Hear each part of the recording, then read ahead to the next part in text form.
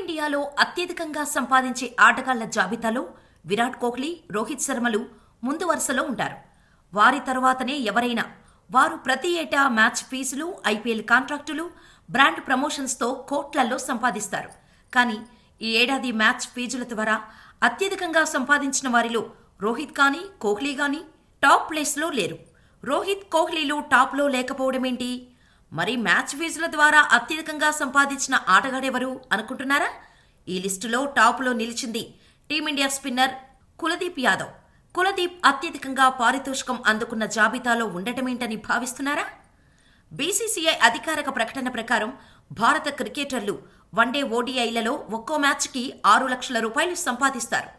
ఇలా team India spinner Kuldeep Yadav మొత్తం 3 one day మ్యాచ్లు ఆడి 1.80 కోట్ల రూపాయలు ఆర్జించాడు.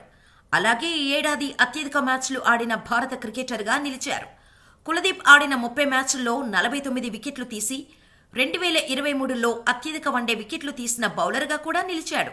కులదీప్ యాదవ్ తర్వాత స్థానంలో శుభమన్ గిల్ ఉన్నాడు. గిల్ 29 మ్యాచ్లు ఆడి 1.74 కోట్లు సంపాదించాడు. అలాగే 2023లో వన్డేల్లో అత్యధిక పరుగులు చేసిన టీమిండియా ప్లేయర్గా రికార్డు క్రియేట్ చేశాడు. ఇలా బీసీసీఐ నుంచి అత్యధిక పారితోషికం అందుకున్న రెండో టీమిండియా ప్లేయర్గా నిలిచారు.